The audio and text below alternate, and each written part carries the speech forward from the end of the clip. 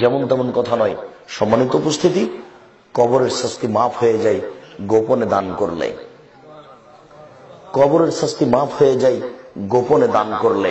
আল্লাহ রাসূল বললেন, ইন্না সাদকাতা সিররে তুতফিউ হাররা আযাবিল কবরে, নিশ্চয় গোপন দান কবরের তাপকে, কবরের শাস্তিকে মিটিয়ে দেয়। শুনুন, গোপনে দান করলে কবরের শাস্তি হয় না। 2, শহীদ হয়ে গেলে 6টা জিনিস পায়, তার একটা হলো তার কবরের শাস্তি হয় না। শহীদ যদি হয় তাহলে তার জন্য 6টা জিনিস আছে। 1, ইগফারু আউয়াল দাফাতিন, প্রথমেই ক্ষমা, শহীদ হওয়ার সাথে সাথে ক্ষমা। 2, ইজারু মিন আযাবিল কবরে, কবরের শাস্তি হবে না, মাপ। 3, ইয়ামানু মিন ফাদিল আকবারে, বিচারের মাঠে কোনো চিন্তা থাকবে না, নিরাপদ। 4, ইজাল রাসিহি তাজুল আকারে, সম্মানী টুপি তার মাথায় দেওয়া হবে, যার দাম সারা পৃথিবীর চেয়ে বেশি। 5, ইজাওয়াজু ইসরাইনা সাবিনা জাওজা মিনাল হুরাইন, 72টা মেয়ের সাথে তার বিবাহ দেওয়া হবে, জান্নাতের হুর 72টার সাথে বিবাহ দেওয়া হবে। 6, ইসাফু সাবিনা মিন আকরিবাহি, নিকটাত্মীয় 70 জন মানুষকে জান্নাতে নিয়ে যাওয়ার জন্য বলা হবে। এই শোনো, তুমি শহীদ হয়েছো, তোমার বাপ, তোমার মা, তোমার খালা, তোমার ফুফু, তোমার দাদি, তোমার বোন, তোমার ভাই নিয়ে যাও, 70 জনকে জান্নাতে নিয়ে যাও, যাকে ভালো লাগে। শহীদ হয়ে গেলে কয়টা জিনিস হলো তাহলে? 6টে। পানিতে ডুবে মারা যায় যে, শহীদের মর্যাদা পাইছে। উপর থেকে, পাহাড়ের উপর থেকে পড়ে গিয়ে 5 তলা 10 তলা বিল্ডিং, 3 তলা বিল্ডিং থেকে পড়ে গিয়ে মারা যায় যে, শহীদের দরজা, শহীদের মর্যাদা পাইছে। আগুনে পুড়ে মারা যায় যে, শহীদের মর্যাদা পাইছে। পেট ব্যথায় মারা যায় যে, শহীদের দরজা পাইছে। ক্যান্সারে মারা যায় যে, শহীদের মর্যাদা পাইছে। যেসব মহিলারা বাচ্চা প্রসব হতে মারা যায়, তারা শহীদের মর্যাদা পায়। কলেরা মহামারী হয়ে মারা যায় যে, তারা শহীদের মর্যাদা পায়। আব্দুর রাজ্জাক সাহেব, আপনি তো বলেছেন জেনায় লিপ্ত হলে কলেরা হয়, তো তাহলে কলেরা 2 দিকই আছে, ভালো তো আছে, মন্দ তো আছে। কলেরায় মারা গেলে শহীদের মর্যাদা পায়। তবে যেসব মহিলা অপারেশন করে বাচ্চা নিচ্ছে, পেট কেটে বাচ্চা বের করছে, এই যদি মারা যায় তাহলে শহীদের মর্যাদা পাবে কিনা তা আপনাকে আমিও নিশ্চিত বলতে পারছি না। তবে আমার বিবেক বলছে শহীদের মর্যাদা পাবে না। কেননা বাচ্চা প্রসব হতে গিয়ে যে ব্যথা আছে সেইটা তো তার কাছে আসলো না। বাচ্চা প্রসব হতে গিয়ে কোনো মহিলা যদি মারা যায় তাহলে শহীদের মর্যাদা পাবে, এই কথা আল্লাহর নবী বলেছেন। আল্লাহ নবী বলেছেন শহীদ হয় যে, তার কবরের শাস্তি নেই। 3, ওমান কাতালাহু বাতনুহু লা ইউআযযিবুহু ফি কবরিহি, যার পেট ব্যথা তাকে হত্যা করলো, তার কবরের শাস্তি মাফ। যদি পেট ব্যথায় মারা যায় কবরের শাস্তি হবে না। কলেরায় মারা গেল সেটা, ক্যান্সারে মারা গেল সেটা, গ্যাস্ট্রিকে মারা গেল সেটা, পেট ব্যথায় মারা যায় যদি কেউ, তাহলে তার কবরের শাস্তি হবে না। আব্দুর রাজ্জাক সাহেব, হিন্দু যদি পেট ব্যথায় মারা যায়, জি, একদিন আপনাদের সামনে বলছিলাম একটি হাদিস।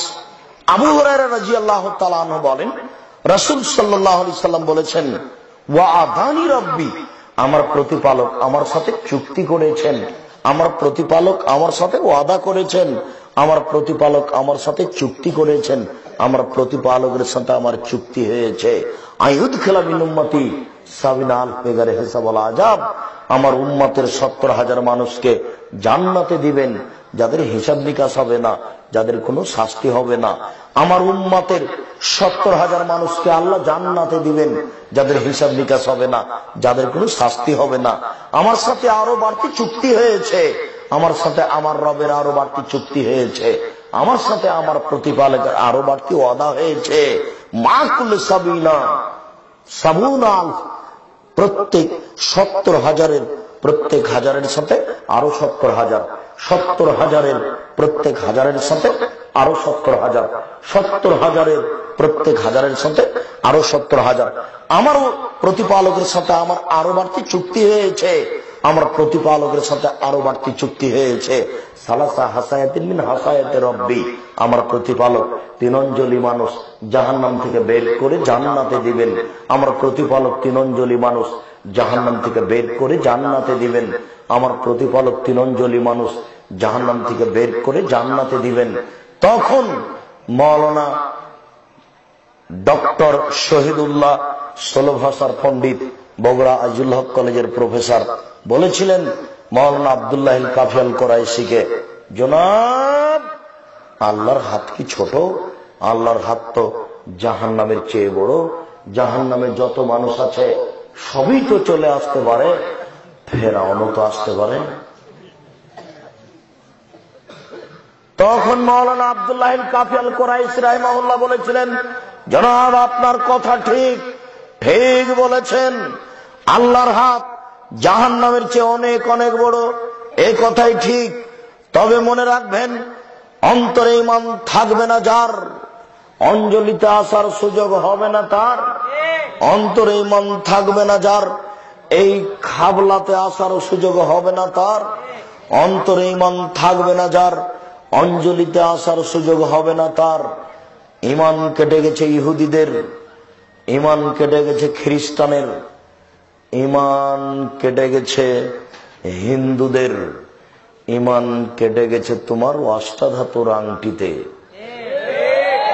ঈমান কেটে গেছে তোমার ওই যে বালা আছে, রাবার জাতীয় বালা তোমার হাতে আছে এখন। তুমি বোকা ছেলে, এখনো আংটি খুলে দিতে পারোনি। তোমার মরণ হলে জাহান্নাম হবে, রক্ষার কোনো পথ নেই। আগে আংটি খোলো, তারপরে। তোমার মা জন্মদিবস পালন করার কারণে ঈমান কেটে গেছে। অন্তরে ঈমান থাকবে না যার, অঞ্জলিতে আসার সুযোগ হবে না তার।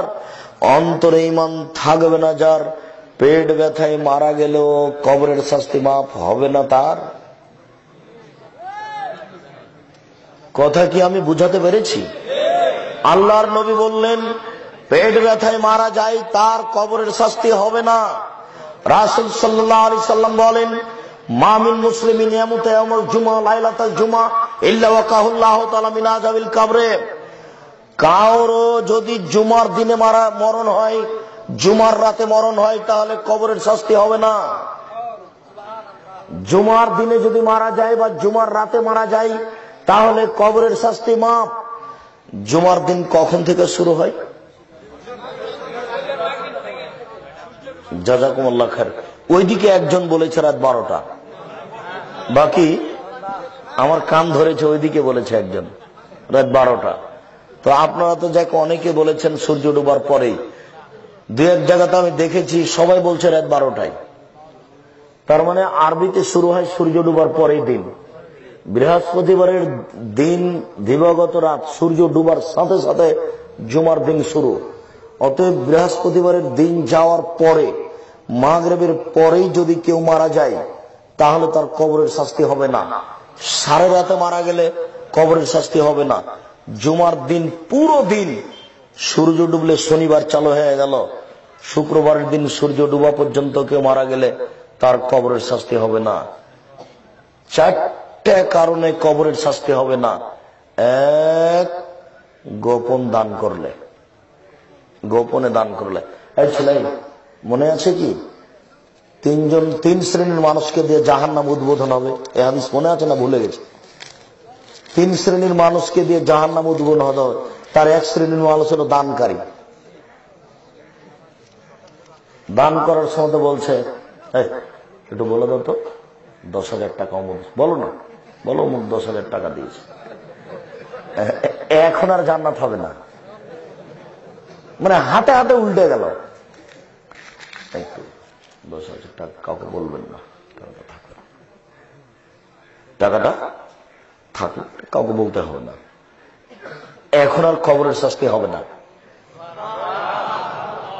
একটু বলে দেন না, 10,000 টাকা দিলাম, একটু বলেন না, এখন আর জান্নাত হবে না। কথা মনে হয় আমি বুঝাতে পারছি না। ইসলাম খুব সূক্ষ্ম, খুব সূক্ষ্ম।